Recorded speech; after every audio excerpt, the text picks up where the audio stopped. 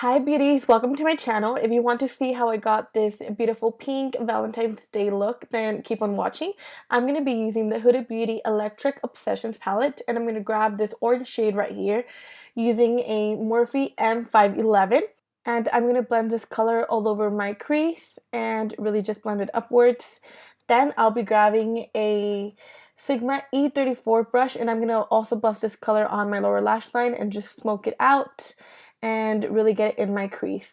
Now I'm going to grab this beautiful pink shade, and using a Sigma E45 brush, I'm going to put this on the outer part, in my crease, and in my bottom lash line, and I have to really build this color up. So I used a Sigma E25 brush, and just keep on packing on the color until you get it as vibrant as you like. Now you're going to get some concealer and a flat brush. I'm using a Sigma E15 brush, and I'm just going to carve the inner part of my crease and blend out the concealer.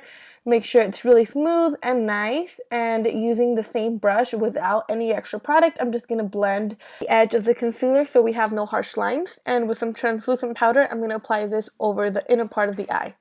Now I'm going to be using the Sigma Pink liner, and this liner really makes the whole look pop. But if you're not into a pink liner, you can do a black one. And as you see, I create my wing outwards and then bring it in.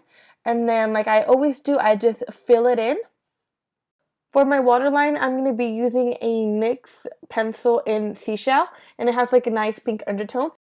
Now for the front part, I'm going to be using this glitter from the Fakeup Fix palette, and I'm going to apply it on the outer part of the liner and in my crease. For mascara, I'll be using this Benefit Bad Gal, and I have to say I really like this mascara. It does make my eyelashes really long.